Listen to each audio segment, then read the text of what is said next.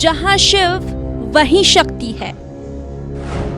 गुप्त काशी मंदिर में गुप्त हो गए थे महादेव। महादेव को ढूंढते हुए पांडव गए थे गुप्त काशी। एक तरफ गंगा, एक तरफ यमुना, बन गया संगम। इस क्षेत्र का ऐसे महत्व है, वैसे ही इस सृष्टिकर्ता परम पिता परमेश्वर है। इस शिव जी को कहते हैं पंचमुख परमेश्वर। इस शिव जी को पंचमुख परमेश्वर माने सद्योजात, वामदेव, अघोर, तत्पुरुष, ईशान्य, ऐसी 5 मुख है शिव जी को। वैसे ही इस अपना देश में 12 ज्योतिर्लिंग है। 12 ज्योतिर्लिंग में ज्योति मने ही प्रकाश, लिंग मने ही लीयते गम्यते यत्र तद्लिंगम, जहां से शिव जी प्रकट हो जाते हैं वही लीन मने गुप्त हो जाए, वही ज्योतिर्लिंग केदारेश्वर जी है। ये 12 ज्योतिर्लिंग में एक ज्योतिर्लिंग है। सभी श्रद्धालुओं को वैसे ही केदारनाथ में जैसे जितना श्रद्धा है, 12 ज्योतिर्लिंग में जितना श्रद्धा है, क्योंकि तो 12 ज्योतिर्लिंग में विशेष मने केदारेश्वर ज्योतिर्लिंग 6 महीने पूजा होती है। षड मासे पूज्यतो देवः षड मासे मानव स्थिता, ऐसी विशेषता है केदारनाथ ज्योतिर्लिंग का पूजन 6 महीने मानव द्वारा, पुजारी द्वारा पूजा होती है।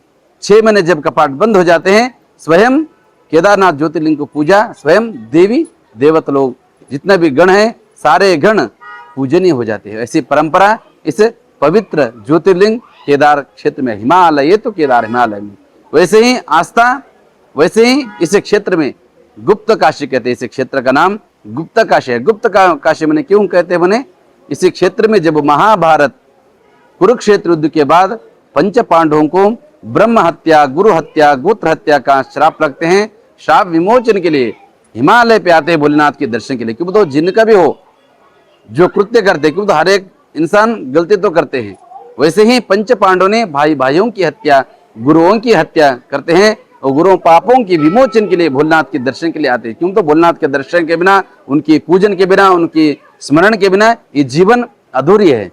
इसलिए जब कहना कहते हैं उत्तर का बनारस काशी से उत्तर काशी होते हुए इस क्षेत्र में आते पंच पांडव ने, लेकिन भोलेनाथ यहाँ भी आ रहे हैं बोल के पंच पांडव ने भोलेनाथ इसी क्षेत्र से मैंने गुप्त रूप लेते हैं, अंतर्ध्यान हो जाते, गुप्त हो जाते हैं। इसलिए इस क्षेत्र का नाम ही गुप्त काशी है। लेकिन जहाँ शिव है वहाँ शक्ति है, शिव को छोड़कर शक्ति नहीं है, शक्ति को छोड़कर शिव नहीं। वैसे ही यहाँ आने के बाद भोलेनाथ गुप्त हो जाते हैं, लेकिन पंच पांडव ने भोलेनाथ गुप्त होने के बाद ही यहाँ से नहीं जाते। यहाँ माता पार्वती की कृपा से उनकी तपस्या करते हैं पार्वती की, तब माता पार्वती की कृपा से इसी क्षेत्र में भोलेनाथ अर्धनारीश्वर स्वरूप में दर्शन दिए। बगल वाले मंदिर में अर्धनारीश्वर दर्शन है, यहाँ मेन मंदिर में साक्षात काशी विश्वनाथ की दर्शन है, स्वयं शिवलिंग माता अन्नपूर्णेश्वरी जी है।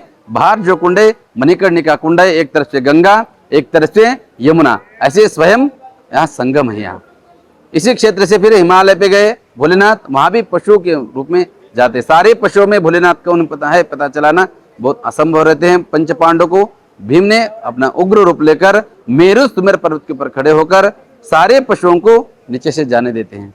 सब पशु जाने के बाद बच जाते स्वयं महादेव, वहां उनको पता चल जाते हैं वही स्वयं भोलेनाथ है। पीछे जाकर दर्शन करना चाहते हैं, तब तक पकड़ने तक भोलेनाथ मुखभाग जमीन में चिप जाते हैं। अग्रभाग पशुपतिनाथ काठमांडू नेपाल में दर्शन दिए, और यहाँ अन्य हिमालय पे पंच केदार के स्वरूप में 5 शक्तियों से 5 अंग से जो दर्शन दिए। केदारेश्वर में पृष्ठ भाग जो शेष भाग बच गए, पृष्ठ भाग के दर्शन। द्वितीय केदार भगवान मध्यमेश्वर में नाभि के स्वरूप मध्य भाग के दर्शन। तृतीय तुंगनाथ में हृदय और भावों के दर्शन। रुद्रनाथ में नेत्र मुखमंडल। कल्पेश्वर में जटा।